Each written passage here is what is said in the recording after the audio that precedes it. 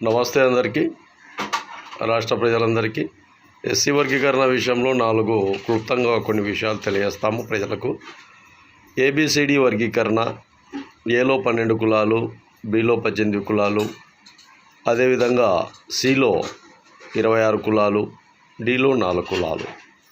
అక్కడ ఏలో 1%, బిలో 7%, సిలో 6%, అదేవిధంగా డిలో 1%.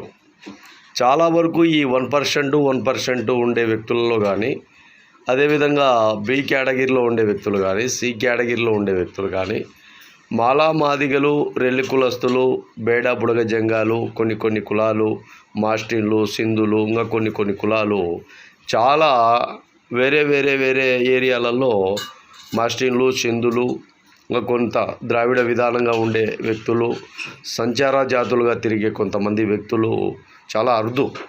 కానీ వాళ్లకు కూడా ఈ ఎస్సీ వర్గీకరణ విధి విధానంలో భాగంగా చాలా వరకు క్లుప్తంగా కొంత రిజర్వేషన్ ఫలాలు వాళ్ళకు కూడా అందుతే మాలా మాదిగలతో పాటు సమానంగా కొంతవరకైనా 1-2 సీట్లైనా వాళ్ళు ఎక్కడో ఒక విధంగా చదువుకున్న విధి విధానంలో భాగంగా ముందుకు రాగలరు అనే ఒక ప్రయత్నంలోనే ఈ ఏబిసిడి వర్గీకరణ జరగాలన్న ఆకాంక్ష గత 30 ఏళ్ళ నుంచి ఉంది.